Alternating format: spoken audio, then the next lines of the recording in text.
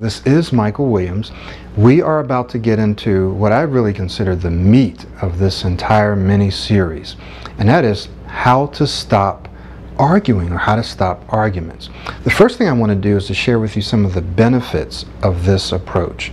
One of the benefits is that you can use this approach immediately. This is not something that takes a long time to implement. As soon as you hear it, you can use it. A second benefit is you can see results immediately. As soon as you use it, you'll see the results. You'll experience the results. A third benefit is that you don't have to use all four of the strategies for it to work. You can use one of them, or two of them, or three, or all four, right? And a fourth benefit is you don't need your partner to use the strategies for it to work, okay? You can use them by yourself and you'll see the results. Let's jump right in to the S in the STOP approach, and we're talking about how to stop arguments. And once again, I want to assure you, I know this just sounds so simple, you're like, okay, this just can't be that easy. No, it's not easy. It does take some discipline because we're learning a new way of thinking and a new way of behaving. In human nature, and humans in general, we're complicated beings and things take time. But what I will tell you is that this really does work. You really can use it. You really can see results immediately. Okay, so let's look at the S.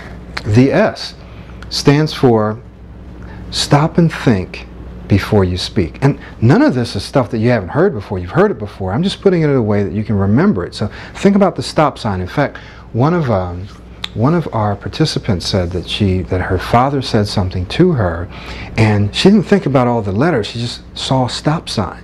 And the stop sign made her stop and think before she reacted. The first letter is to stop and think. That's S. Stop and think before you speak. Ask yourself, do I need to say this? Do I need to respond? Do I need to respond right now? Sometimes it's not the right place or the right time, right? And if I do need to respond, is there a better time or place for me to bring this up? Okay? Think about that. Do I need to respond at all? If you fight every battle, you're going to be fighting all the time.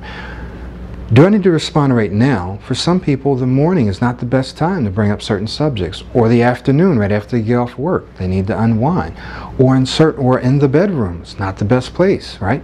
So, do I need to respond?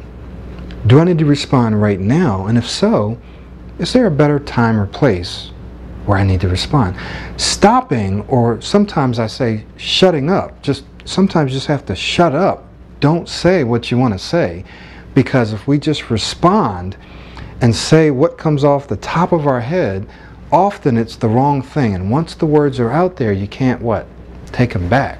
So we have to just stop, staple your lips together, stop, don't say anything, give yourself some time and say, let me maybe talk about this a little later, or let me see if I might not need to say anything at all. Now, why would you want to do that? Well, it goes back to what I said in the very beginning. You want to create a relationship environment that is more friendlier, that's calmer, that's more peaceful, that's more loving, that's more fun, right? You want to enjoy life, you want to enjoy your partner and enjoy your relationships and enjoy your work. You can use this at work. So arguing and fighting all the time is not going to do that. It's not going to get you that relationship environment. So when you think about that goal, that vision for your relationships, then you can stop yourself and say, is this going to help create this kind of relationship? Right? Yes, I need to address this, but let me address it in a different way, at a different time, a different place. Okay? So what we're going to do is, in the next video, we're going to look at the T in the STOP approach. I'll see you in the next video. This is Michael Williams.